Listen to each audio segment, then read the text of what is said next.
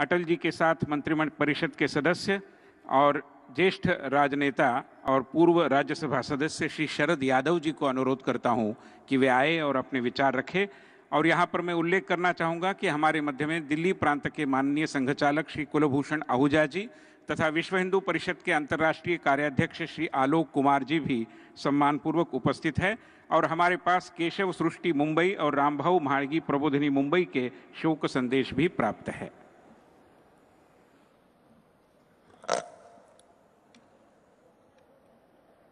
बहनों और भाइयों,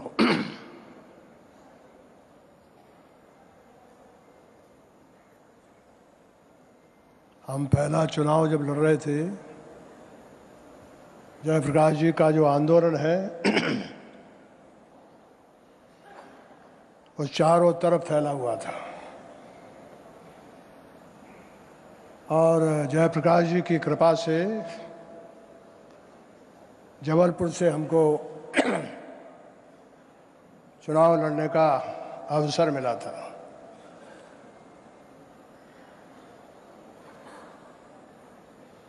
और उस चुनाव में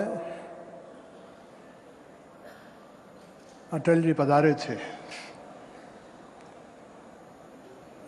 एक सभा लेकर के उनको जाना था।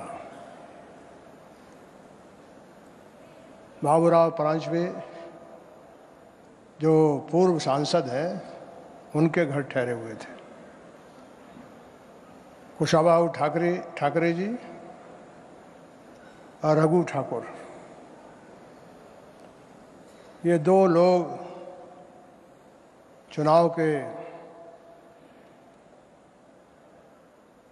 जिम्मेदारी संभाले हुए थे।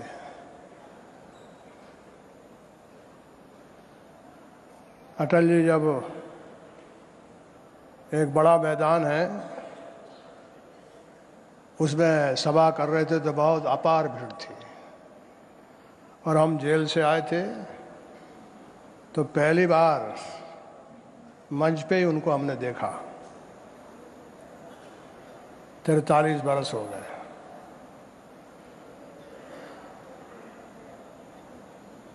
वो एक दिन के लिए आए थे, दूसरे दिन भी रुक गए। और एक बस्ती थी त्रांझी, सैटेलाइट टाउन था, उसमें हम उनके साथ एक सभा लेने गए। तो जबलपुर की लोकसभा सीट थी वो सेठ गोविंदास, स्वर्गीय सेठ गोविंदास जी की। संविधान सभा के कॉन्स्टिट्यूएंट असेंबली के वो मेंबर थे।